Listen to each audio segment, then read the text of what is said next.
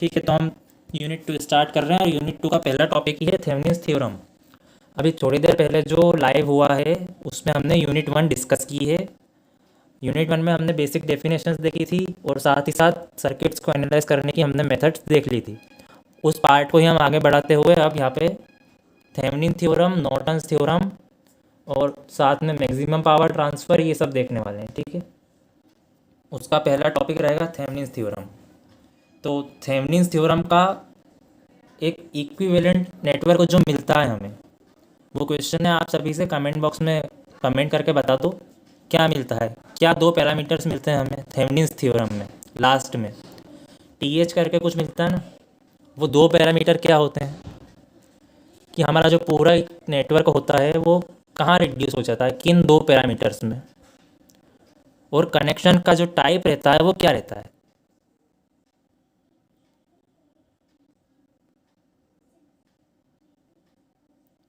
Thevenin theorem में हमको किन दो पैरामीटर्स के बारे में हमको इक्विवेलेंट सर्किट मिलता है लास्ट में, वीटीएच एंड आरटीएच। ठीक है, और कनेक्शन क्या रहता है इनका, क्या टाइप, किस फॉर्मेट में कनेक्टेड होते हैं ये, सीरीज में या पैरेलल में? वीटीएच और आरटीएच थेवेनिन की जब हम बात कर रहे हैं तो ये सीरीज में मिलते हैं। ठीक है, वीटीएच और आरटीएच दोनों सीरीज कनेक्शन मिलता है हमको, हमारा पूरा जो नेटवर्क है वो रिड्यूस हो जाता है। तो डेफिनेशन क्या होती है इसकी, अगर वाइवा में भी पूछा जाए कि थेवेनिन की डेफिनेशन बताओ, ठीक है, तो क्या बताना है, any two terminals of a network, किसी भी नेटवर्क के दो टर्मिनल रिप्लेस किए जा सकते हैं। इक्विवेलेंट वोल्टेज सोर्स है, एक इक्विवेलेंट वोल्टेज सोर्स, उसी को हम क्या बोलते हैं, हमारा वीटीएच, और एक इक्विवेलेंट रेजिस्टेंस, सीरीज रेजिस्टेंस यहाँ पे लिखा रहा है। ठीक है, सीरीज रेजिस्टेंस का क्या मतलब है कि वीटीएच और आरटीएच सीरीज में कनेक्टेड होंगे, वो दोनों सीरीज में कनेक्टेड होंगे। ये हमारा फाइनल सर्किट हमको मिलेगा लास्ट में जाके। तो इसके लिए समझना पड़ेगा इसका पूरा पैराडाइम क्या होता है। ये देखो, इतना इतना पार्ट देखो, क्या दिख रहा है यहाँ पे, डॉटेड लाइन से जो रिप्रेजेंट हो रहा है लेफ्ट हैंड साइड में, वो क्या है, लेफ्ट हैंड साइड से जो रिप्रेजेंट हो रहा है वो है हमारा कंप्लीट नेटवर्क, जो डॉटेड लाइन से रिप्रेजेंटेड है, और उसके अक्रॉस ये कनेक्टेड है हमारा आर एल। आर एल क्या है, हमारा लोड रेजिस्टेंस। लोड रेजिस्टेंस क्या होगा, जैसे आपको किसी क्वेश्चन में बोल दिया कि 5 ओम के रजिस्टर से करंट फाइंड आउट करो, तो वो 5 ओम का रजिस्टर हो जाएगा हमारा आर एल लोड रेजिस्टेंस, उसके थ्रू जो करंट पास हो रहा है वो हो गया आई एल लोड करंट, और ये पूरा नेटवर्क हमारा कनेक्टेड है। ठीक है, तो इसको किस तरह रिड्यूस करेंगे हम, इस तरह। फाइनल हमको क्या मिलने वाला है, ये मिलने वाला है, ये डॉटेड लाइन वही कंप्लीट नेटवर्क, और कंप्लीट नेटवर्क बचा ही कितना है अब, सिर्फ वीटीएच और आरटीएच, सिर्फ वीटीएच और आरटीएच बचे हैं अब कंप्लीट नेटवर्क में, वो भी सीरीज में। और आर एल जो था लोड रेजिस्टेंस, वो पहले भी बाहर ही था नेटवर्क के, उससे बिल्कुल अलग रखा हमने नेटवर्क से लोड रेजिस्टेंस को, और रिड्यूस होने के बाद भी जो लोड रेजिस्टेंस है वो एज इट इज़ पूरे वीटीएच आरटीएच के कनेक्शन से बाहर ही रखा है हमने। ठीक है, तो अब आगे बढ़ते हैं, इसको एक क्वेश्चन के थ्रू समझेंगे। एक क्वेश्चन जैसे आपको बोल दिया कि ये एक सर्किट दे रखा है आपको, और ये 5 ओम का जो रेजिस्टेंस है ये आर एल आपको बता के रखा है इसमें, find the current through 5 ohm resistor with the help of Thevenin's theorem. तो थेवेनिन थ्योरम अगर अब आपको करनी है तो आपको वीटीएच आरटीएच फाइंड करना रहेंगे। ठीक है, पूरे क्वेश्चन के डिटेल में नहीं जाएंगे हम, स्टेप बाय स्टेप बस ये समझ रहे हैं कि क्या रहेगा, अप्रोच क्या रहेगा हमारा थेवेनिन थ्योरम के टाइम पे। अभी तक क्या बात हुई, हमारा लोड रेजिस्टेंस है 5 ओम का, इससे हमको क्या फाइंड करना है, करंट फाइंड करना है, इससे करंट फाइंड करना है थेवेनिन थ्योरम की हेल्प से। थेवेनिन थ्योरम की हेल्प से फाइंड करना है तो क्या चाहिए हमको, क्या स्टेप्स लगनी चाहिए, ये पहली step, remove load resistance R L, जो आर एल आपका लगा हुआ है उसको हटा दो, उसको रिप्लेस कर दो वीटीएच से। और ए बी पॉइंट्स क्या हैं, ये पॉइंट्स वही हैं आर एल के अक्रॉस, आप मान लो कि ए बी पॉइंट्स कनेक्टेड थे, जो लिखा भी रहे यहाँ पे ए और बी सर्किट में, वहाँ पे आपको वीटीएच लगाना है। फिर उसके बाद वीटीएच फाइंड हो गया, वापस मेन क्वेश्चन पे जाओ, जो गिवन क्वेश्चन है वहाँ पे आरटीएच फाइंड करो। ठीक है, आरटीएच और वीटीएच के सीरीज कनेक्शन से उसको रिप्लेस कर दो पूरे नेटवर्क को, और ये मेन फार्मूला ध्यान में हमको रखना है, ये आगे भी डिस्कस करेंगे हम। तो ये बेसिक स्टेप्स हैं।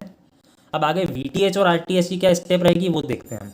VTH फाइंड करने की स्टेप्स, ये आपको देख के समझ में आ रहा होगा कि क्वेश्चन का सॉल्यूशन नहीं है, ये समझाने का तरीका है जो लिखा है। आपको अगर रिटर्न में भी कोई क्वेश्चन सॉल्व करने के लिए देते तो आप इस तरह नहीं लिखते कि VTH फाइंड करना इस तरह, RTH इस तरह। ये सिर्फ समझाने के लिए, क्योंकि हम पूरा क्वेश्चन डिस्कस करेंगे लेकिन समझते हुए। VTH को फाइंड करने का क्या तरीका है, यहाँ पे लिखा है replace the resistance with VTH through which we want to find current. Current किस रेजिस्टेंस से फाइंड करना है हमको, लोड रेजिस्टेंस से, उसको हटाओ और वहाँ पे VTH सपोज कर लो। VTH कोई कंपोनेंट तो है नहीं या एलिमेंट तो है नहीं जिसको उठा के रखेंगे, वो तो वोल्टेज है जो ओपन सर्किट हो जाएगा। जब हमारा लोड रेजिस्टेंस हट गया तो वो ओपन सर्किट हो गया। वहाँ पे क्या सपोज कर लिया हमने, प्लस माइनस में VTH लगा हुआ है, ठीक है। तो उसको करने का क्या तरीका है, ये रहा, ये हमारा क्वेश्चन था। इस क्वेश्चन में यहाँ हटाया और वहाँ पे VTH डाल दिया, ये VTH हमने डाल दिया यहाँ पे, ठीक है, हमने अज्यूम कर लिया। अब VTH फाइंड करने की जो स्टेप्स है वो क्या रहेगी, VTH फाइंड करने की जो स्टेप है वो ये रहेगी कि सबसे पहले तो क्या करना है, 3 मैश दिख रहे हैं आपको इस क्वेश्चन में, या जो भी क्वेश्चन आपको दिया हो, जितने भी मैश हैं उसमें करंट की डायरेक्शन असाइन कर दो। यहाँ आपको I1, I2 और I3 3 करंट दिख रहे होंगे जो 3 अलग अलग मैश में हमने असाइन कर दी, ठीक है। अब इसने क्या बोला, VTH का कैलकुलेशन का स्टेप्स देख रहे हैं हम लोग, फाइंड करंट इन मैशेस, ठीक है। इन करंट्स, ये जो I1, I2, I3 है मुझे फाइंड करना है। फिर ये बोल रहा है कि except the mesh in which VTH is connected, तो ये बोल रहा है इसको छोड़ दो, ठीक है। तो कितने मैश बचे हैं अभी, अभी मेरे पास सिर्फ 2 मैश बचे हैं, मतलब I1 और I2 मुझे फाइंड करना है। I3 से मुझे कोई मतलब नहीं है, या जिस भी मैश में I3 फ्लो कर रहा है, यानी इसमें जहाँ मेरा VTH कनेक्टेड है उससे कोई मतलब नहीं है, ठीक है। क्या करना है हमको, VTH जहाँ कनेक्टेड है उस मैश को छोड़ के जितने भी 2 बचे उनमें I1, I2 फाइंड करो मैश लो से। आप पूरा डिस्कस नहीं करने वाले, हम पिछले लाइव में एक्सप्लेन हुआ मैश लो के बारे में सब कुछ। इन 2 में आप मैश लो लगाओ और ये I1, I2 की वैल्यू आपको यहाँ से मिल गई। आगे हम पढ़ेंगे कि हमने मैश 3 को अभी क्यों हाथ नहीं लगाया या क्यों हमने इसको छोड़ दिया था, ठीक है। तो I1 और I2 की वैल्यू हमको मिल गई। यहाँ पे हमने क्या किया, मैश 1 और 2 फाइंड कर लिए, 3 को क्यों नहीं लिया, उसमें VTH था। अब हम मैश 3 में फाइंड करेंगे। आप लोगों ने जब सर्किट देखा तो सोचा होगा कि मैंने I3 करंट असाइन क्यों किया है, I3 करंट कैसे फ्लो हो जाएगा।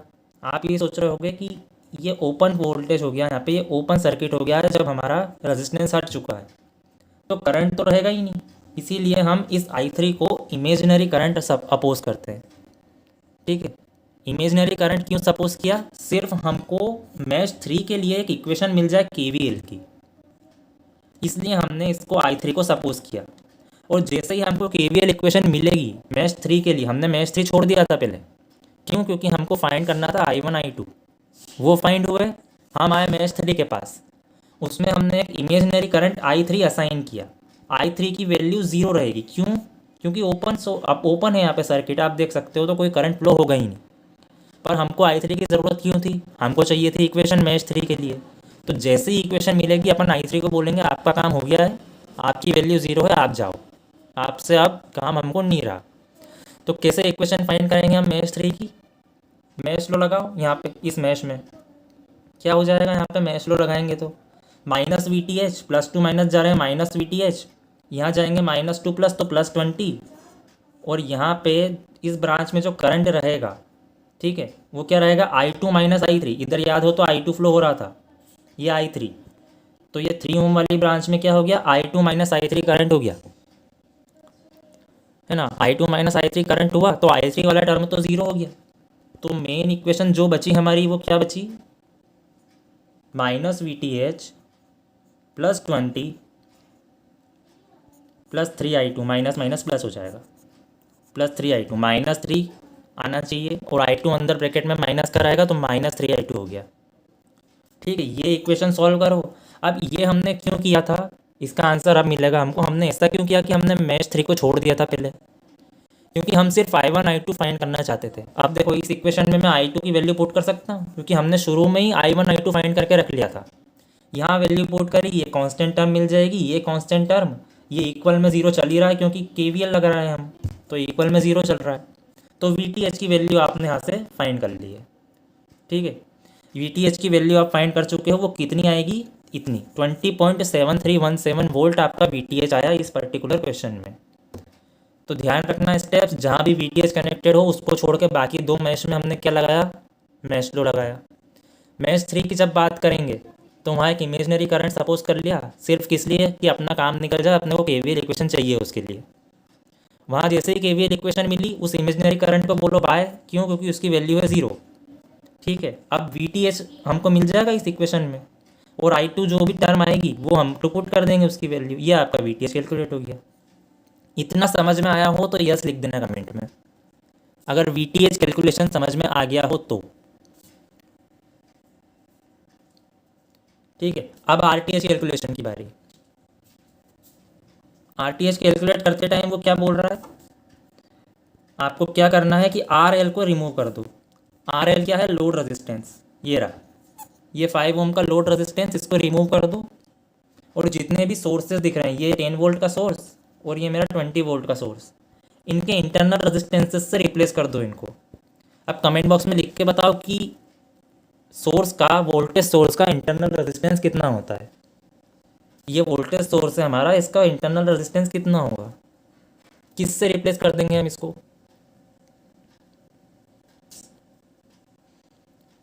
10 वोल्ट और 20 वोल्ट। ये तो वो बोल रहा है RTH के लिए इसको तो आप हटा ही दो, लोड रेजिस्टेंस को हटाना है। ठीक है, ओपन रहेगा, और बोल रहा है कि ये वोल्टेजेस को इनके इंटरनल रेजिस्टेंस से रिप्लेस कर दो, और करंट सोर्स हो अगर उसको भी उसके इंटरनल रेजिस्टेंस से रिप्लेस करो। तो मेरा क्वेश्चन है कि वोल्टेज का यहाँ पे इंटरनल रेजिस्टेंस कितना हो जाएगा, वो हो जाएगा 0। ठीक है, जैसे ही 0 हुआ तो हमारा सर्किट कैसा बन गया, ये बन गया हमारा सर्किट, सिर्फ रेजिस्टेंसेस बचे। याद हो तो किसी ज़माने में यहाँ पे लोड रेजिस्टेंस हुआ करता था, वो हटा दिया हमने। यहाँ पे एक 10 वोल्ट की बैटरी हुआ करती थी, यहाँ पे एक 20 वोल्ट की बैटरी हुआ करती थी। 0 आप बोल रहे हो, बिल्कुल सही है 0, तो यहाँ पे एक सिर्फ शॉर्ट सर्किट हो गया, एक लाइन आ गई यहाँ पे, है ना। तो हमारे पास RTH के लिए इक्विवेलेंट सर्किट है। अब आप लोगों से मेरा क्वेश्चन है, आपको RTH कैलकुलेट करना है, RTH कैलकुलेट करना है तो कितना होगा वो इस सर्किट का इक्विवेलेंट। अच्छा बताओ किन दो रेजिस्टेंस को शुरुआत करोगे आप, अगर आपको इक्विवेलेंट सॉल्व करना हुआ तो किन दो रेजिस्टेंसेस को लेके सीरीज पैरेलल जो भी हो, मुझे नहीं पता, किन दो को लेके शुरुआत करोगे आप RTH कैलकुलेशन की। आपको इक्विवेलेंट सर्किट फाइंड करना है यहाँ पे, तो कौन से दो रेजिस्टेंसेस होंगे वो। अगर मैं लेफ्ट हैंड साइड से चालू करूँ तो सीधे सीधे दिख रहा है कि ये 6 ओम और ये 1 ओम, ये दोनों पैरेलल में कनेक्टेड है। ठीक है, बिल्कुल सही है, 6 एंड 1 है ना। यह हमको आना चाहिए, क्योंकि सीरीज पैरेलल सॉल्व करते नहीं आएगा, जो मेरा खुद का भी वीक पॉइंट रहा। वो हाँ 2-3 से भी कर सकते हैं सॉल्व, आपकी इच्छा है। आप राइट हैंड साइड से चालू करोगे तो 2-3 से सॉल्व कर लो, पर यहाँ पे हमको सीधे दिख रहा है क्लोज्ड सर्किट है ना। तो यहाँ से इसको रिड्यूस करते चलो सर्किट को, और यहाँ पे आके हम इसको ख़त्म कर देंगे। तो 6 और 1 पैरेलल में, यहाँ पे सॉल्यूशन देख भी सकते हैं अपन, ये 6 और 1, इसका जो भी इक्विवेलेंट आया, ठीक है, वो क्या हो गया, इस 2 ओम के साथ सीरीज में हो गया, इस 2 ओम के साथ सीरीज में हो गया। इस 2 ओम के साथ सीरीज में होने के बाद अब इन तीनों का जो इक्विवेलेंट आएगा, है ना, वो इस 3 के साथ पैरेलल में हो गया। तो ये पूरा सॉल्यूशन यहाँ पे देख सकते हैं अब हम, ये 6 और 1 पैरेलल में, उसका इक्विवेलेंट 2 के साथ सीरीज में, उसका इक्विवेलेंट 3 के साथ पैरेलल में, ये RTH।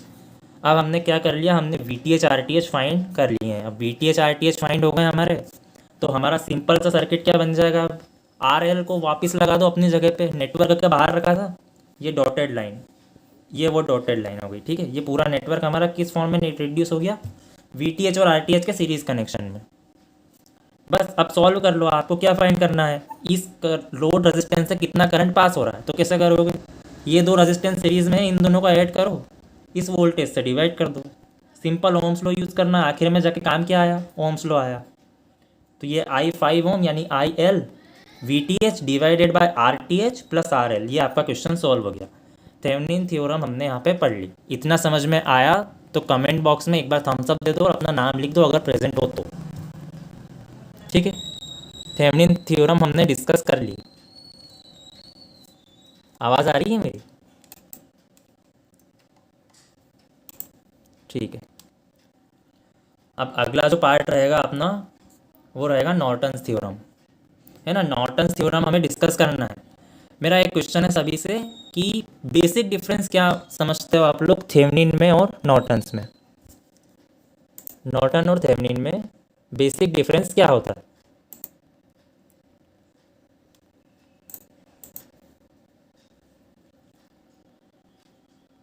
थेवनिन थ्योरम अभी हाल पढ़ी हमने, सीरीज होती है, ठीक है।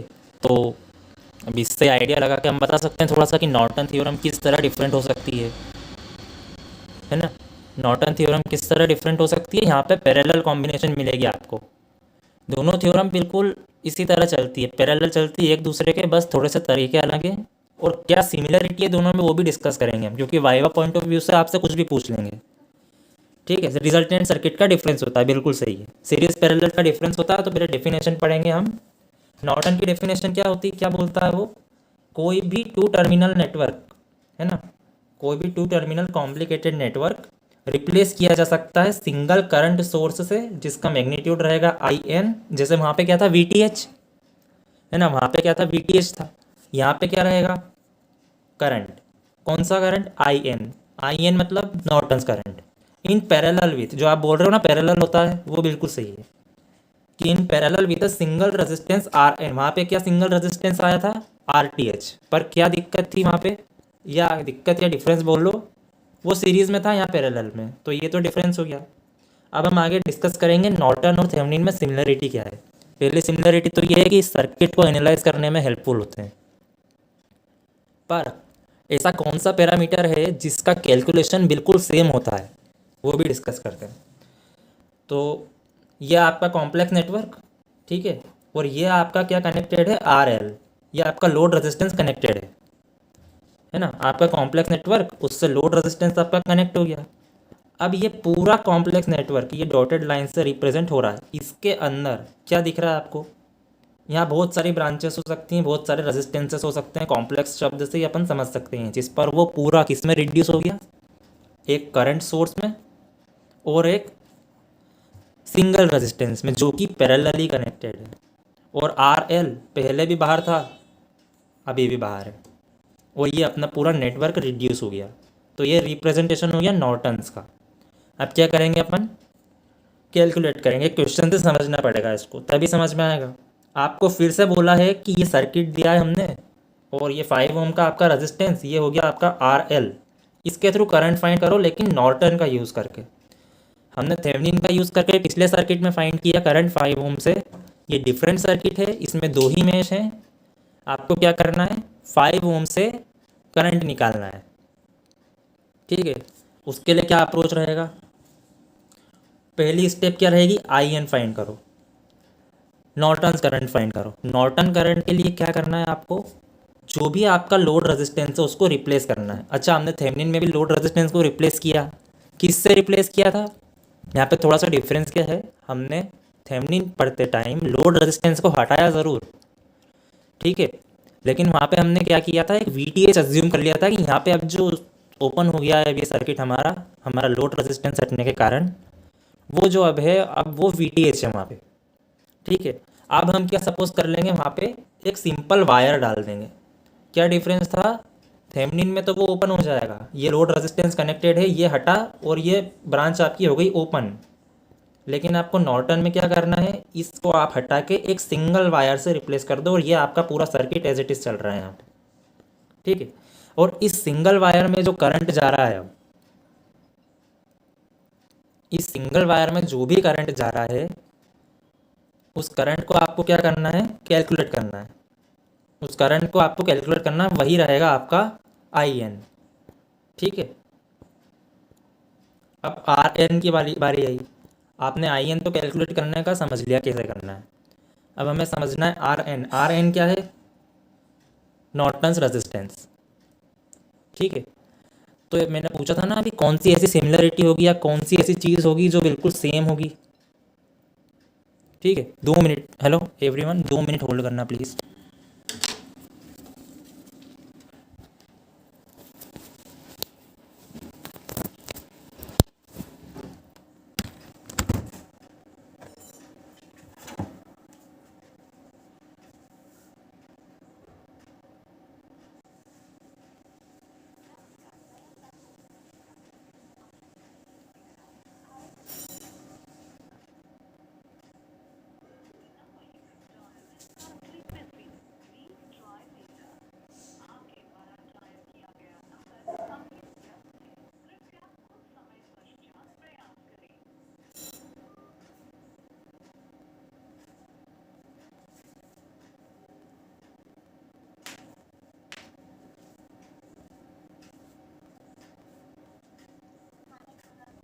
हेलो, हाँ बुआ।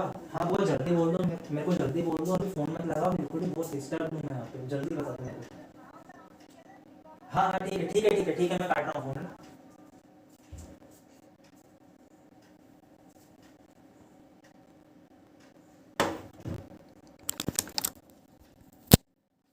हेलो, अगर ऑडिबल है तो प्लीज़ यस लिख देना कमेंट बॉक्स में, सॉरी फॉर द डिस्टर्बेंस।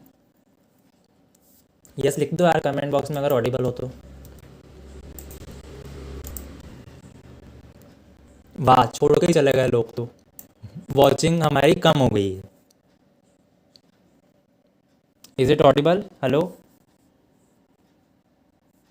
ये ऑडिबल है? यस ऑडिबल है, ठीक है। अब हमको आर एन के लिए क्या करना है? हमने क्या पढ़ा था, मैंने एक चीज़ पूछी थी आप लोगों से कि ऐसा कौन सा पैरामीटर है जिसका कैलकुलेशन अप्रोच सेम रहेगा थेवेनिन और नॉर्टन दोनों में। तो आई एन होता है उधर नॉर्टन में, और वी टी एच होता है थेवेनिन में। उन दोनों के लिए तो हमने देखा डिफरेंट चीज़ होती है, ठीक है। एक सिंपल वायर यहाँ पे आता है नॉर्टन के केस में, लेकिन ऐसा थेवेनिन के केस में कोई सिंपल वायर हम नहीं रिप्लेस करते हैं। पर जो नॉर्टन्स रेजिस्टेंस है और थेवेनिन्स रेजिस्टेंस है, उनका कैलकुलेशन का अप्रोच बिल्कुल सेम होता है। वो हम एक क्वेश्चन की हेल्प से अभी देख लेंगे, ठीक है। अभी हमारा क्वेश्चन था, आपको क्या बोला था, 5 ओम से करंट फाइंड करो।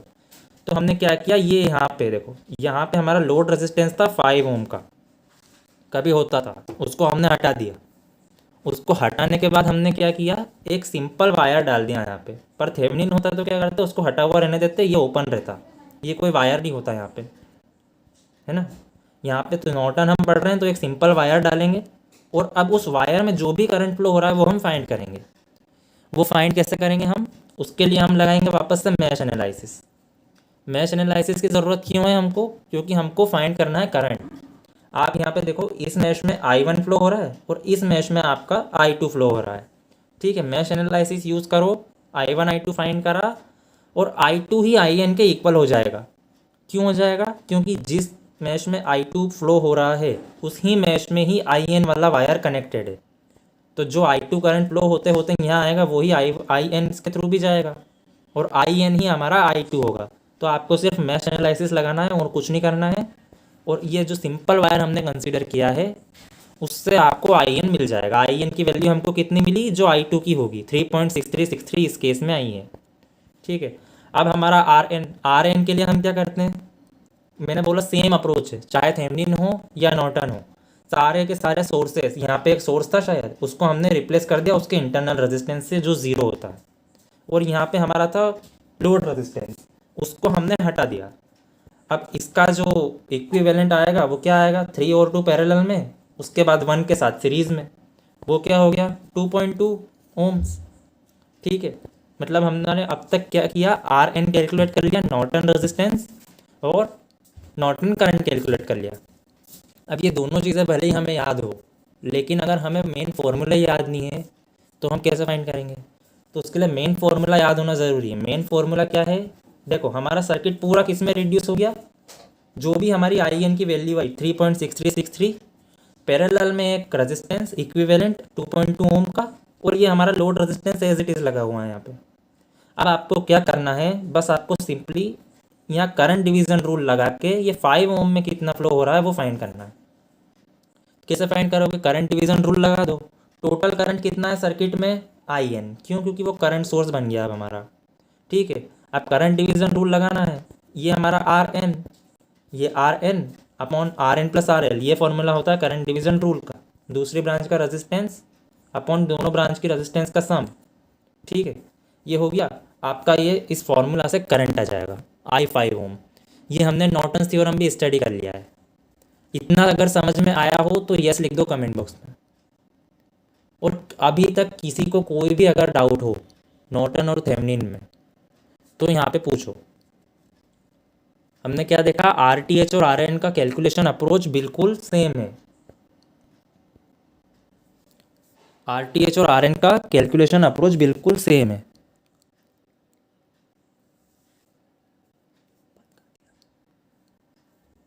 यस, ठीक है, आया, सबको समझ में आ गया है ना, क्लियर है ये। अब क्या करेंगे, आगे हमारी जो अगली थ्योरम है वो है मैक्सिमम पावर ट्रांसफ़र। देखो मैक्सिमम पावर ट्रांसफ़र को पूरा पढ़ने की जगह मैं आपको सिर्फ इतना बता देता हूँ आपको करना क्या है। जब भी आपको बोला मैक्सिमम पावर ट्रांसफ़र थ्योरम से मैक्सिमम पावर फाइंड करो सर्किट में, तो इतना आपके दिमाग में क्लिक होना चाहिए कि हमको कोई नई चीज़ नहीं करनी है, थेवेनिन थ्योरम लगानी है बस, और कुछ नहीं करना है। थेवेनिन थ्योरम लगानी है बस। मेन फॉर्मूला में चेंज हो जाएगा। अच्छा लिख के बता दो ज़रा यहाँ पे डेफिनेशन पढ़ने के बाद क्या कंडीशन होती है मैक्सिमम पावर ट्रांसफ़र की। कौन से दो रेजिस्टेंस इक्वल हो जाते हैं मैक्सिमम पावर ट्रांसफ़र में। मैक्सिमम पावर ट्रांसफ़र थ्योरम हम डिस्कस कर रहे हैं, तो कौन से दो रेजिस्टेंस इक्वल हो जाएंगे, ये पढ़ाया था ना आपने को। आर एस और आर एल इक्वल हो जाएंगे, मतलब अपना लोड रेजिस्टेंस और जो भी अपना इक्विवेलेंट आर टी एच निकल के आएगा थेवेनिन के बाद, वो दोनों इक्वल हो जाएंगे। तो मेन फॉर्मूला में चेंज हो जाएगा बस, और कुछ भी नहीं करना है आपको। तो क्वेश्चन हम सेम क्वेश्चन रिप्लेस वो करेंगे। अब आप यहाँ मैक्सिमम पावर ट्रांसफ़र की वो देखो स्टेप्स, यहाँ शुरू की दो स्टेप तो आपको देख के समझ में आ रही होगी हम क्या बोल रहे हैं कि आप थेवेनिन लगा दो। सीधे सीधे हमने ये बोला शुरू की दो स्टेप में आप थेवेनिन लगा दो। कोई क्वेश्चन दिया आपको, उसने बोला मैक्सिमम पावर ट्रांसफ़र कैलकुलेट करो मैक्सिमम पावर, तो क्या करोगे, शुरू की दो स्टेप पढ़ो। वो क्या है थेवेनिन की, थेवेनिन लगा दी, V T H R T H आ गए हमारे पास। अब मैक्सिमम पावर फाइंड करनी है, तो मैं आपको यही सजेस्ट करूंगा कि मैक्सिमम पावर वाला क्वेश्चन के लिए आप सिर्फ इसका फॉर्मूला याद कर लो जो मैं अभी बताने वाला हूँ, ठीक है। मैक्सिमम पावर के लिए, क्योंकि आपको we T H R T H तो कैलकुलेट करना ही करना है जब भी आपको मैक्सिमम पावर पूछिए। क्यों, हमको थेवेनिन लगानी पड़ेगी।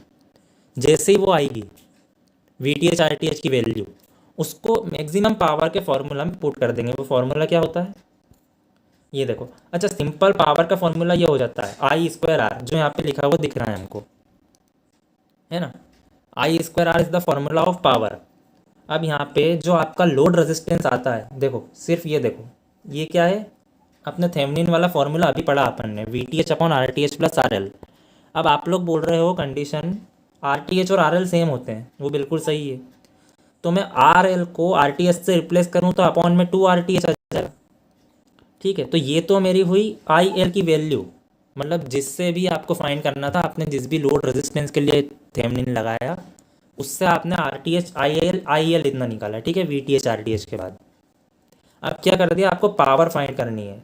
पावर का फॉर्मूला क्या लिखा रहा है, ये देखो आई स्क्वायर आर। यहाँ पे आई क्या है इस केस में, आई एल आपका, ये जो आई एल फाइंड किया ना आपने, ये आपका आई एल है। और आपका रेजिस्टेंस क्या है, आर टी एच, क्योंकि वही रेजिस्टेंस फाइंड किया है हमने, लोड तो हमको गिवन है। अब आप क्या करोगे, ये आई एल का जो आपने फॉर्मूला फाइंड किया ना, यहाँ पे सिर्फ आपने कुछ नहीं किया है, थेवेनिन के फॉर्मूला में 2 आर टी एच कर दिया यहाँ पे, इसको नीचे इसका स्क्वायर कर दो, क्योंकि आई स्क्वायर आर होता है फॉर्मूला में पावर के। इसका स्क्वायर किया, 2 का स्क्वायर नीचे क्या हो जाएगा, ये 4 आ गया। वी टी एच का होल स्क्वायर हो गया, ये वी टी एच का होल स्क्वायर हो गया। और एक आर टी एच से एक आर टी एच कैंसिल हो जाएगा। तो मेन फॉर्मूला क्या बनता है आपका, मैं सिर्फ इतना सजेस्ट करूँगा, ये सिर्फ आपको मैंने समझाया है, आप सिर्फ इस फॉर्मूला को याद रख लो। आपको 2 स्टेप करनी है बस, मैक्सिमम पावर आपको बोला जाए अगर तो, थेवेनिन लगाओ, we T H R T H निकालो और इस फॉर्मूले में पुट कर दो, और कुछ भी नहीं करना। ये आपकी मैक्सिमम पावर हो गई यहाँ पे फिनिश, ठीक है। आपको सिर्फ ये फॉर्मूला ध्यान रखना, चाहो तो नोट कर लो या एसेस ले लो इसका, इस फॉर्मूला में पुट करना लास्ट में।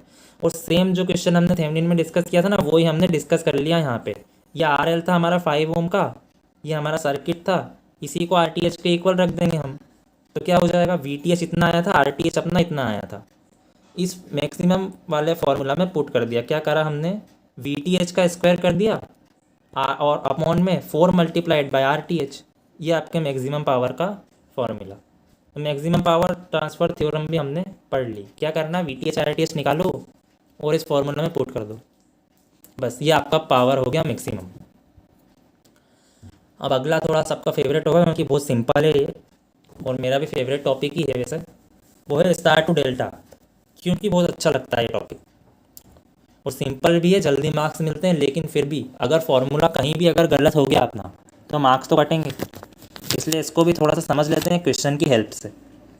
थोड़ा पेन पेपर या तो अगर कैलकुलेटर हो तो वही लेके बैठ जाओ, क्योंकि एक क्वेश्चन आने वाला सिंपल सा स्टार डेल्टा का, ताकि एक थोड़ा ब्रश अप हो जाएगा आपका जो भी कंसेप्ट है वो हम एक बार रिवाइज कर लेंगे। स्टार टू डेल्टा का क्या फॉर्मूला होता है, देखो मैं आपको कोई कॉम्प्लेक्सिटी में उलझाए बिना सीधे फॉर्मूला बता रहा हूँ। क्या फॉर्मूला रहेगा, ये आपका स्टार कनेक्शन गिवन होगा आपको, ये 3 रेजिस्टेंस की वैल्यू दे के रखेंगे। इन तीनों रेजिस्टेंस की वैल्यू आपको दे रखी है, आपको बोला है कि इसका इक्विवेलेंट स्टार का डेल्टा फाइंड करो। अब मुझे बताओ सिर्फ इतना कि ये आर सी जो है, डेल्टा का आर सी इस स्टार कनेक्शन के किन 2 रेजिस्टेंस से मिलके बनेगा, ये कमेंट करके बता दो।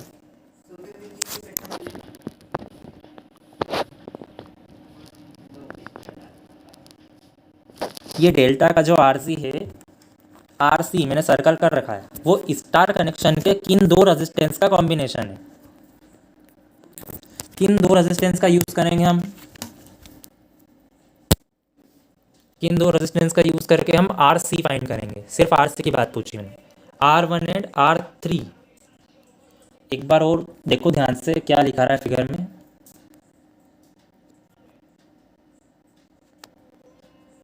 एक बार और देखो ध्यान से, R1 एंड R3 नहीं आएगा, मैं पूछ रहा हूँ आर सी, मैंने सर्कल कर रखा है सब कुछ। लेफ्ट साइड R2 रेजिस्टेंस है, ये R1 है आपका, ये आपका R2 है। मैंने पूछा आर सी किन 2 रेजिस्टेंस का कॉम्बिनेशन रहेगा, इन दोनों का रहेगा ना, R1 एंड R2 का। ठीक है, R1 एंड R2 का रहेगा। देखो उलझो मत बिल्कुल भी, R3 R1 जो भी बोल रहे हैं ना, R3 R1 नहीं होगा, R3 R1 से RC नहीं बनेगा आपका, R3 R1 से आपका RB बनेगा। ठीक है, R1 R2 is the correct answer. देखो समझो, जो भी लोग R1 R3 बोल रहे हैं, मैं थोड़ा सा इसको जूम कर देता हूँ। ठीक है, अब शायद क्लियर होगा।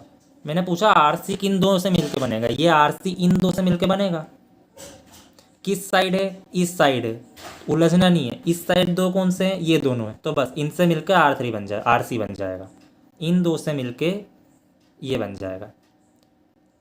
ठीक है, इन 2 से मिलकर ये बन गया। अब ऐसी अगर मैं आपसे पूछूं RA, ये आपका RA है नीचे वाला, ये किन 2 से मिलके बनेगा, तो स्टार कनेक्शन स्टडी करो, कौन से 2 रेजिस्टेंस दिख रहे हैं नीचे, R2 R3, इन दोनों से मिलके बनेगा। ठीक है, तो बचे कौन से, अब इस साइड कौन सा है हमारा, इस साइड पे, इस डायरेक्शन में RB, इधर इस डायरेक्शन में कौन से 2 हैं, R1 R3, इन 2 से मिलके बनेगा। ठीक है, इन 2 से मिलके आपका RB बनेगा।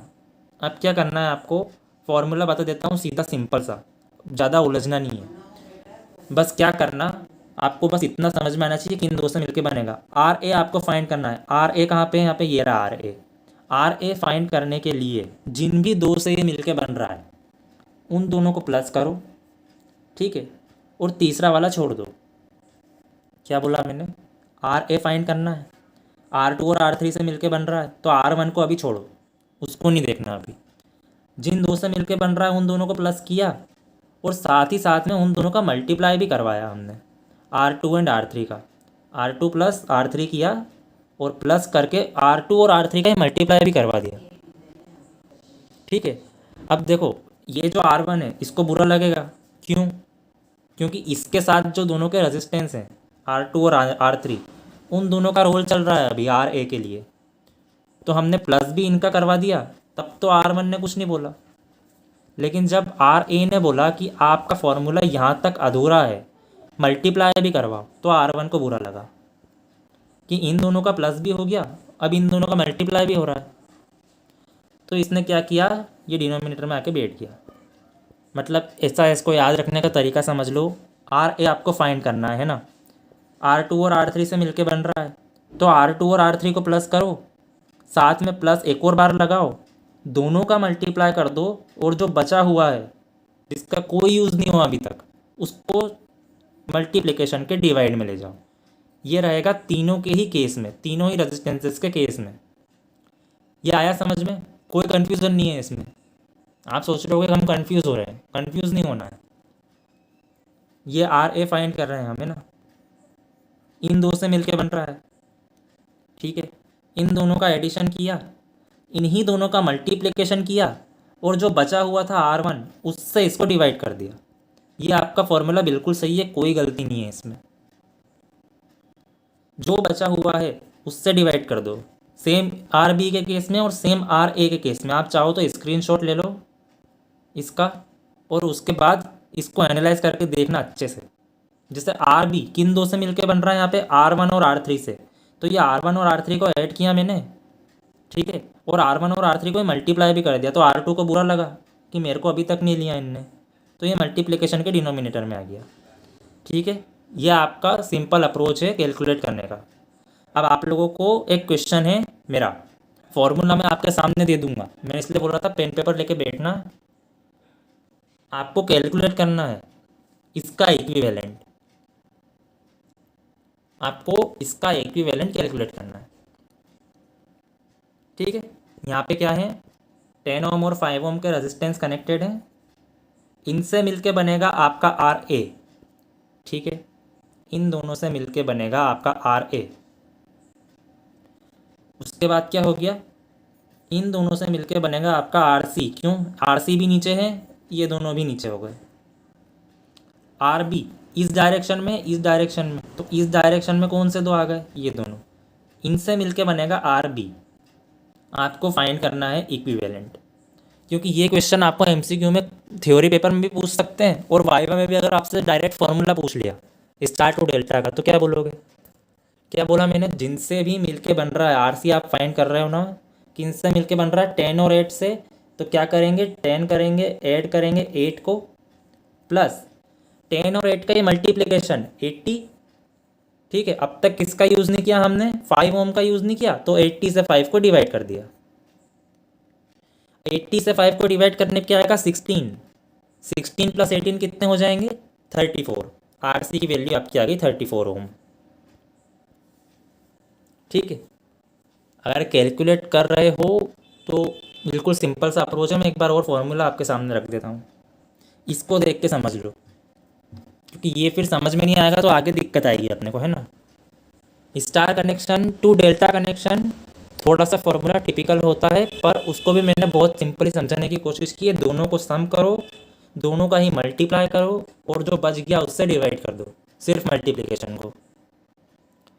तो आप अगर आर ए को फाइंड कर रहे हो, किन से मिलके बन रहा है, R2 R3 से, इन दोनों को ऐड किया, इन्हीं दोनों का मल्टीप्लाई कर दिया, R1 अकेला था उससे डिवाइड कर दिया, ठीक है। तो ये क्वेश्चन सॉल्व करके देखना। आगे हम चलते हैं डेल्टा टू स्टार में। चल डेल्टा टू स्टार और ज़्यादा सिंपल है, आपको डेल्टा टू स्टार में कुछ भी नहीं करना, पता है, करना तो है, मेरा मतलब सॉल्व तो करना पड़ेगा। पर जितना कॉम्प्लेक्स आपको लग रहा था ना स्टार टू डेल्टा, मुझे भी लगा था, मैंने पढ़ा था तो, लेकिन मैंने उसको इसी तरह समझ लिया। अब डेल्टा टू स्टार तो और भी ज़्यादा सिंपल है। डेल्टा टू स्टार में क्या करना है, जैसे आपको ये 5 ओम, 3 ओम और 2 ओम का रेजिस्टेंस कनेक्टेड है, आपको बस ये समझ में आना चाहिए किन दो से मिलके ये आर ए बनेगा। देखो 5 और 3 ऊपर है, सबसे ऊपर क्या है, आर ए, तो 5 और 3 से मिलके बनेगा आर ए, ठीक है।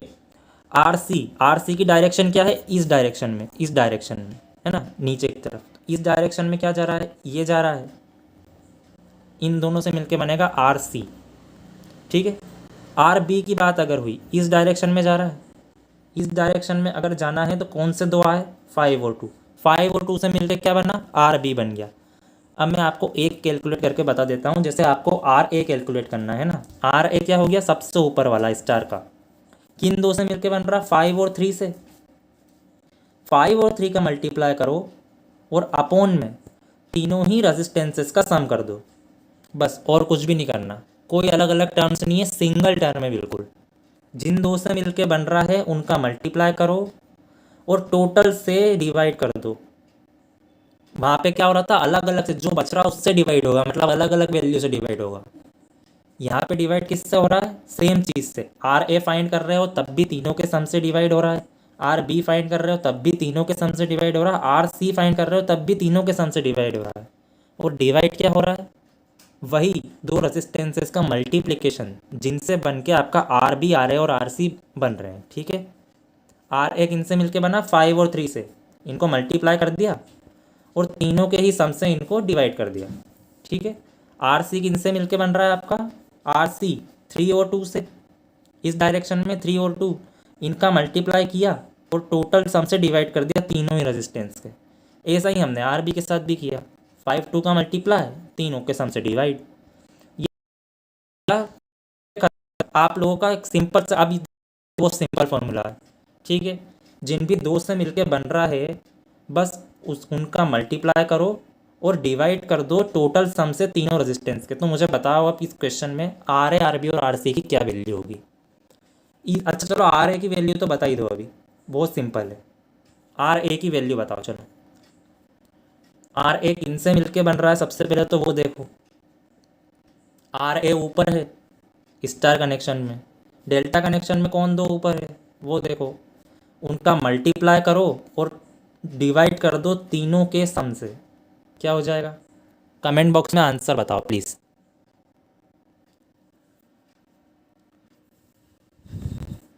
डेल्टा टू स्टार तो बहुत सिंपल है, ये तो बता सकते हैं अपन। मैंने क्या बोला, जिन दो से मिलके बन रहा है उनका मल्टीप्लाई। 5 8 जा 40/25, यस बिल्कुल करेक्ट है ना। इसको और सिंप्लीफाई कर सकते हैं अपन, 8/5, यस सृष्टि का भी आंसर सही है, 8/5। 40/25 आएगा, 40/24, it's 25। Deshika was correct, then Srishti was also correct, 40/25 is correct. ठीक है, तो आप लोगों को आ गया। उसी तरह जैसे आपने आर ए कैलकुलेट किया ना, उसी तरह आर बी आर सी भी कैलकुलेट करना। और आपको इस तरह के क्वेश्चंस मन से ले लेना, कुछ भी। ये डेल्टा कनेक्शन मन से ले लिया, कुछ भी 3 वैल्यू ले ली और उसका इक्विवेलेंट स्टार निकाल के देखो, क्योंकि एमसीक्यू में कोई बड़ा क्वेश्चन नहीं पूछेंगे आपसे, सिंपल सा क्वेश्चन पूछेंगे। इनका बताओ स्टार कनेक्शन कितना होगा, 3 ऑप्शन दे देंगे ये, बस आपको वो करते आना चाहिए। बिल्कुल सिंपल से मेथड है। तो हमने 4 चीज़ें निपटा ली हैं अब तक। सिंगल चीज़ बची है, वो क्या है, सुपरपोजिशन थ्योरम। ठीक है, इतना अब तक अगर स्टार डेल्टा और डेल्टा स्टार समझ में आ गया हो तो थम्स अप दे देना। हमारा लास्ट टॉपिक डिस्कस होने वाला है यूनिट 2 का। उसके बाद डाउट्स अगर हो तो कुछ पूछना, और वो लास्ट टॉपिक है सुपरपोजिशन थ्योरम। ठीक है, तो सुपरपोजिशन थ्योरम जब हम पढ़ रहे हैं तो हमको एक बात का ध्यान रखना।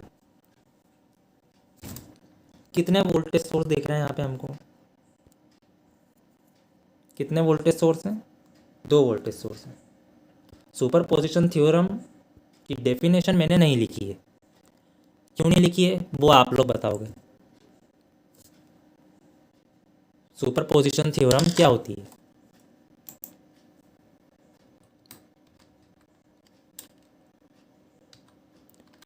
उसकी डेफिनेशन एग्जैक्ट मत बताओ, हिंदी में बोलकर बता दो किस तरह करते हैं, या एक डेफिनेशन के हिसाब से अगर अपन बोलें तो क्या होगी।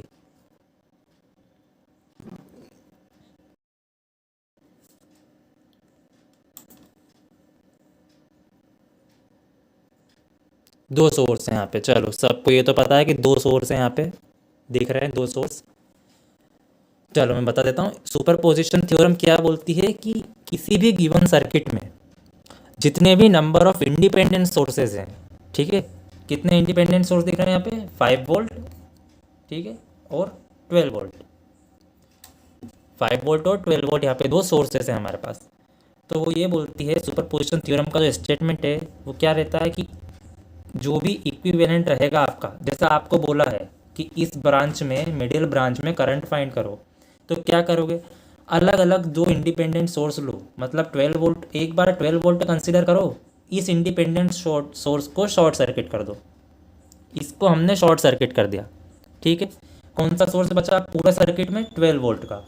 अब 12 वोल्ट से कितना करंट मिडिल ब्रांच में जाएगा वो फाइंड करो, उसको हम बोल देंगे आई डैश, ठीक है। इतना आया समझ में, ये हमारी हो गई पहली स्टेप। दूसरी स्टेप क्या रहेगी, जिस तरह हमने 12 के साथ किया और 5 को शॉर्ट सर्किट कर दिया था, अब हम क्या करेंगे, 5 को कंसीडर करेंगे और 12 को हम कर देंगे शॉर्ट सर्किट। 12 वोल्ट को हम शॉर्ट सर्किट कर देंगे। हम पूरा डीप में नहीं पढ़ेंगे सुपरपोजिशन थ्योरम, क्योंकि ओवरव्यू और समरी चल रही है। अब 5 वोल्ट को हम कंसीडर करके 12 को शॉर्ट सर्किट, उससे फाइंड करेंगे हम कि कितना करंट जा रहा है मिडिल ब्रांच में, उसको हम क्या बोलेंगे, आई डबल डैश, और दोनों को ही बाद में हम ऐड कर देंगे। दोनों को ऐड कर देंगे तो क्या मिल जाएगा, दोनों से ही कितना अलग अलग जा रहा था उनको हमने ऐड कर दिया, तो सुपरपोज हो गया, इसलिए सुपरपोजिशन थ्योरम बोलते हैं। और पूरा सर्किट में दोनों ही बैटरी का कितना कितना कंट्रीब्यूशन हो रहा है वो हमको आई dash plus I double dash से पता चल जाएगा। तो उसके लिए इसी क्वेश्चन को कंसीडर करते हैं। पहली स्टेप क्या बोली हमने, दोनों में से कोई सा एक सोर्स कंसीडर करो। इन्होंने क्या बोला, पहले 5 वोल्ट कंसीडर कर रहे हैं, ठीक है। इन्होंने क्या बोला, considering 5 volt and replacing 12 volt with internal resistance. Voltage source का इंटरनल रेजिस्टेंस हो गया 0। तो यहाँ पे देखो एक सिंपल सी लाइन आ गई या सिंपल सा वायर आ गया, है ना। अब आपको क्या करना है, नेट रेजिस्टेंस कैलकुलेट करो। सबसे पहले तो नेट रेजिस्टेंस कैलकुलेट करेंगे। 3 रेजिस्टेंस लगे हैं 1 किलो ओम 1 किलो ओम के, कोई भी 2 ले लो। R1 और R2 ऊपर वाले 2, ये दोनों हैं पैरेलल में। इनका इक्विवेलेंट आएगा RX, ठीक है। RX मैंने सपोज किया, ठीक है। इनका इक्विवेलेंट आया, वो जो आया वो सीरीज़ में आया R3 के साथ। इन दोनों का इक्विवेलेंट क्या आया, RX। 1 किलो ओम और 1 किलो ओम का इक्विवेलेंट, पैरेलल इक्विवेलेंट कितना आएगा, 1/2। वो R3 के साथ मिडिल ब्रांच में कितना हो जाएगा, इक्विवेलेंट हो जाएगा RX प्लस R3 सीरीज़ में, वो हो गया 3/2 किलो ओम। मतलब पूरे सर्किट का नेट रेजिस्टेंस कितना निकला, 3/2 किलो ओम निकल गया, ठीक है। अब हमको क्या करना है, अब हमको 5 वोल्ट की बैटरी से, हमने 5 वोल्ट की बैटरी कंसीडर की ना अभी, इसमें कोई मैश वगैरह का काम नहीं है, इसमें सिंपल सीरीज पैरेलल रिडक्शन है और ओम्स लो करना है, और कुछ भी नहीं है, ठीक है। जहाँ मैश की ज़रूरत पड़ेगी वहाँ मैश लगाएंगे। ये क्वेश्चन अभी सीरीज पैरेलल और करंट डिवीजन से सॉल्व हो जाएगा। हमने क्या किया, पहले स्टेप में 5 वोल्ट की बैटरी कंसीडर कर ली, नेट रेजिस्टेंस निकाल लिया। अब नेट करंट कैसे निकलेगा, नेट वोल्टेज कितना है 5 वोल्ट पूरे सर्किट में, नेट रेजिस्टेंस अभी कैलकुलेट किया, तो करंट निकाल लो ओम्स लॉ से। 5 वोल्ट के वोल्टेज सोर्स को नेट रेजिस्टेंस से डिवाइड कर दो, 5/3/2 क्या आ गया, 3.3 मिली एम्पियर। अच्छा मिली एम्पियर क्यों आया,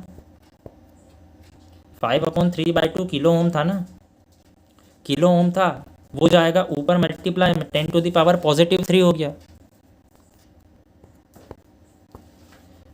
ठीक है। 10⁻³ क्योंकि यहाँ नीचे पॉजिटिव रहेगा किलो ओम में, तो ये हो गया 3.3 milli ampere.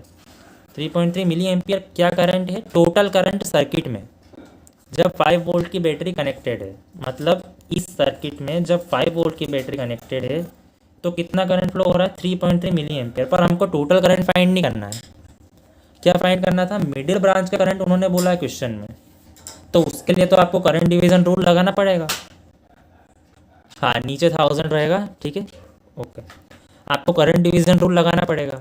Current division rule लगाओगे तभी आपको पता चलेगा कि 3.3 मिली एम्पियर मतलब जो टोटल करंट फ्लो हो रहा है इस सर्किट में 5 वोल्ट से, उसका कितना पार्ट मिडिल ब्रांच में जा रहा है, वो हम फाइंड करेंगे करंट डिवीजन रूल से। वो आई डैश फाइंड किया हमने, नेट करंट का मल्टीप्लाई किया 3.3 multiplied by R2/R3 plus R2, आपका 5 वोल्ट से कितना निकलेगा मिडिल ब्रांच में current, that is 1.67 milli ampere.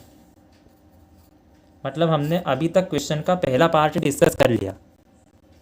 क्या किया हमने डिस्कस, कि हमने 5 वोल्ट की बैटरी कंसिडर की, 12 वोल्ट को शॉर्ट सर्किट कर दिया, और उसके बाद हमने नेट रेजिस्टेंस फाइंड किया, उसके बाद हमने नेट करंट फाइंड किया ओम्स लॉ से, फिर करंट डिवीज़न रूल अप्लाई करके मिडिल ब्रांच में कितना करंट जा रहा है वो हमने देख लिया, 1.67, ये पॉइंट है यहाँ पे, ठीक है, 1.67 मिली एम्पियर फाइंड कर लिया। अब हमारे क्वेश्चन का दूसरा पार्ट क्या रहेगा, हमारे क्वेश्चन का दूसरा पार्ट रहेगा 12 वोल्ट की बैटरी को कंसीडर करना। जैसा हमने 5 वोल्ट के साथ किया वैसा ही 12 के साथ करेंगे। अब 12 के साथ करने में क्या चीज़ सेम रहेगी, 12 को कंसीडर तो कर लिया, 5 को शॉर्ट सर्किट कर दिया, लेकिन रेजिस्टेंस तो अब भी वही के वही है ना, 1 kilo ohm 1 kilo ohm 1 kilo ohm के 3 रेजिस्टेंस कनेक्टेड है, तो उनका इक्विवेलेंट तो अभी भी सेम ही होगा। कितना होगा, 3/2 kilo ohm.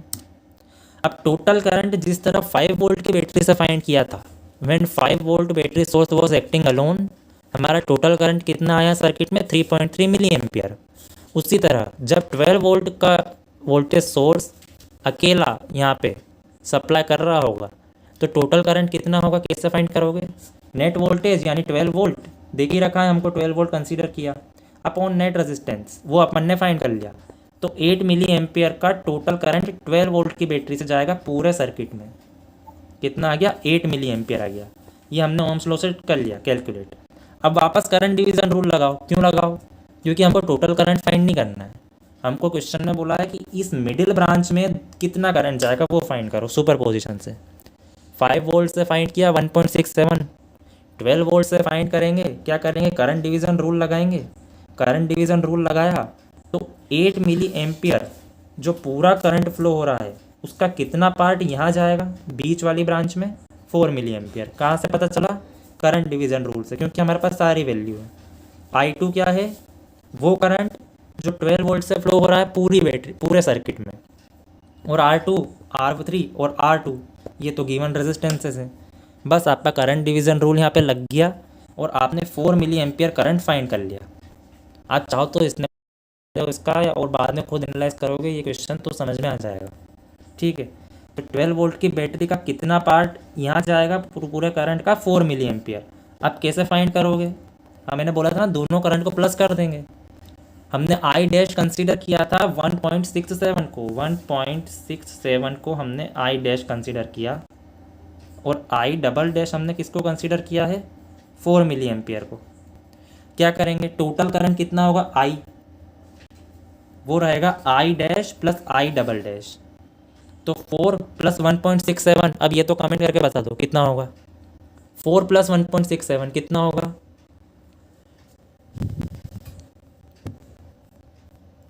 I dash plus I double dash. ठीक है, वो हो जाएगा आपका 5.67 मिली एम्पियर। तो मतलब हमने क्या फाइंड कर लिया कि दोनों ही बैटरी जब अलग अलग एक्टिंग कर रही हैं, मतलब एक्टिंग तो क्या बोलना चाहिए कि जब अलग अकेले एनर्जी सप्लाई कर रही हैं पूरे सर्किट में, तो मिडिल ब्रांच में कितना होगा करंट। पहले किया 5 वोल्ट से हमने फाइंड, वो हो गया 1.67, फिर किया 12 वोल्ट से फाइंड, 5 को शॉर्ट सर्किट कर दिया, वो हो गया 4 मिली एम्पियर। दोनों को ऐड कर दिया तो हमने क्या कर दिया, सुपर पोजिशन अप्लाई कर दिया, इसीलिए नाम है उसका सुपर पोजिशन थ्योरम। ठीक है, दोनों को ऐड किया तो आपका क्या हो गया, finally total current in the middle branch, देखो यहाँ पे I equal to I dash plus I double dash, वही जो आप लोगों ने अभी कैलकुलेट किया, 1.67 प्लस 4 5.67 मिली एम्पियर, बिल्कुल करेक्ट है। और अगर आपको मान लो उस R3 यानी मिडिल ब्रांच के रेजिस्टेंस के अक्रॉस वोल्टेज भी पूछा हो, तो अब आपको पता है ना कितना करंट जा रहा है, उसमें से कितना जा रहा है 5.67, उसके मैग्नीट्यूड के साथ उसका मल्टीप्लाई कर दो रेजिस्टेंस के मैग्नीट्यूड के साथ, तो आपको वोल्टेज ड्रॉप भी मिल गया उस रेजिस्टेंस के अक्रॉस। ठीक है, तो यहाँ पे हमारी यूनिट 2 का कंप्लीट रिवीजन समाप्त होता है। बहुत बहुत थैंक यू जिन्होंने भी अभी तक कॉन्स्टेंटली यहाँ पे सपोर्ट किया और देख रहे थे वीडियो को। और कोई भी डाउट हो तो अभी पूछो, और समझ में अच्छे से आया हो तो थम्स अप देके इसको हम एंड करते हैं। यूनिट 1 और यूनिट 2 कंप्लीट हमने स्टडी कर लिया है आज with in a couple of hours. ठीक है, जिसको भी समझ में आया जल्दी से।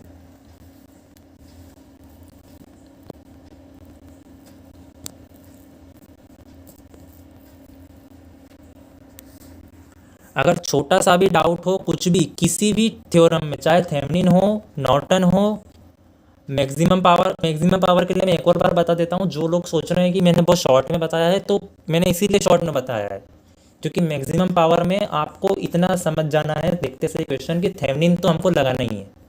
थेवेनिन अप्लाई किया और मेन फॉर्मूला जो है ना पावर ट्रांसफ़र वाला, मैक्सिमम पावर ट्रांसफ़र वाला, वो थोड़ा अलग है थेवेनिन के फार्मूला से। क्या है वो, VTH का square upon 4 multiplied by RTH। ठीक है, बस उसमें आपको VTH RTH पुट करना है, तो उसके लिए VTH RTH की वैल्यू तो चाहिए ना, इसलिए मैंने बोला कि बिना सोचे समझे बस थेवेनिन थ्योरम अप्लाई कर देना और फॉर्मूला में पुट कर देना। उसके बाद हमने पढ़ा star to delta, delta to star. Star to delta का फॉर्मूला वापस रिवाइज कर लेना एक बार, अगर स्नैपशॉट लिया हो तो ठीक है, नहीं लिया है देन नो प्रॉब्लम। मैंने फिर यहाँ पे स्क्रीन शिफ्ट कर दी है, स्क्रीनशॉट ले लो इसका। Star to delta, delta to star, और उसके बाद फाइनली हमने पढ़ा सुपरपोजिशन थ्योरम। पांचों चीज़ें हमने डिस्कस कर ली। अब इन पांचों चीज़ों के बाद भी अगर किसी को कोई भी डाउट हो रहा हो देन पूछो, and if no doubt then study hard. और अपना जो भी MCQ का पेपर है या वाइवा है उसमें यूनिट 1 और 2 से जो भी आना है आप अच्छे मार्क्स आने चाहिए देखो, क्योंकि सारी चीज़ें डिस्कस कर ली अपन ने। यूनिट 1 तो बहुत बड़ा था, बहुत टाइम लगा उसमें, लेकिन फिर भी हमने उसको कम्प्लीटली डिस्कस कर लिया है ना। यूनिट 1 हो गया हमारा, हमारा यूनिट 2 भी हो गया है। अब आगे जिसको भी डाउट है तो पूछो, एंड इफ़ नो डाउट तो इस वीडियो से समझ के अब स्टडी करना, ताकि एमसीक्यू में किसी पे डिपेंड ना रहे हम। और ये जो क्वेश्चन होते हैं एमसीक्यू में कि स्टार टू डेल्टा फाइंड करो, डेल्टा टू स्टार, वो स्टार फाइंड करो, आंसर्स फ्लैश कर दिए जाएंगे, ठीक है। सारे आंसर फ्लैश कर दिए। देखो इसका डेल्टा टू स्टार का तो स्क्रीन पे ही है, 1.5 ओम, 1 ओम और 0.6 ओम। आंसर बताने का आपने बोला, ठीक है। तो मैंने क्वेश्चन दिया था delta to star, star to delta कितना हो जाएगा, 10 + 5, 5 + 50/8, 15 + 50/8 कितना हो जाएगा। अब ये कैलकुलेट कर लेना यार। मैंने क्वेश्चन इसलिए दिया था कि आप लोग दोगे आंसर इसका, बट नो प्रॉब्लम, अगर थोड़ा ज़्यादा लेंदी कैलकुलेशन जा रहा हो तो। मैंने बोला ना आपको फॉर्मूला देखो, आप स्क्रीनशॉट ले लो और मैं फॉर्मूला इसके पिक भी भेज दूंगा सभी को। देन आपको किस क्वेश्चन का आंसर चाहिए प्लीज़ कमेंट में कोई भी बात हो तो बता दो। जिस भी क्वेश्चन का आंसर चाहिए यहाँ आप बता दो, आपके रिस्पेक्टिव ईमेल पे आंसर पहुँच जाएगा।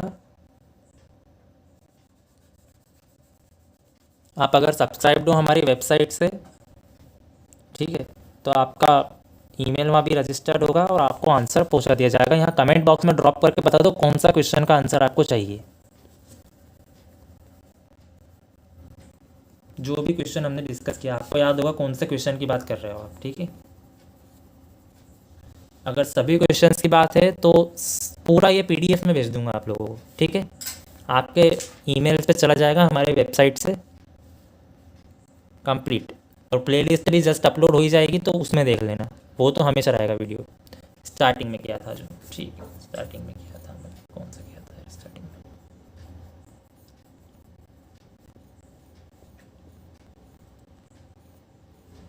स्टार्टिंग में हमने किया था थेवेनिन। थेवेनिन में क्या करना था, वीटीएच आरटीएच कैलकुलेट करो, और वीटीएच आरटीएच कैलकुलेट करके ये मेन फार्मूला बताया है मैंने, 3.20756। अच्छा, आप अगर प्रैक्टिस करने की उससे सोच रहे हो तो जस्ट थोड़ा सा वेट करो, विद इन एन आवर आपको ईमेल कर देंगे सारे आंसर, ठीक है। विद इन एन आवर आपको सारे आंसर्स ईमेल कर देंगे, सारे क्वेश्चंस। तो अभी तो अलग अलग स्लाइड्स है तो देखो पॉसिबल नहीं हो पाएगा। सारे आंसर्स आपको ईमेल कर देंगे और साथ में सारे ही क्वेश्चंस। तो कोई भी डाउट हो तो क्वेरी का सेक्शन अलग से बना हुआ है वेबसाइट पे, वहाँ भी पूछ सकते हो आप लोग, ठीक है। ये जस्ट हम अभी अपलोड कर देंगे, ठीक है, इसको वेबसाइट पे।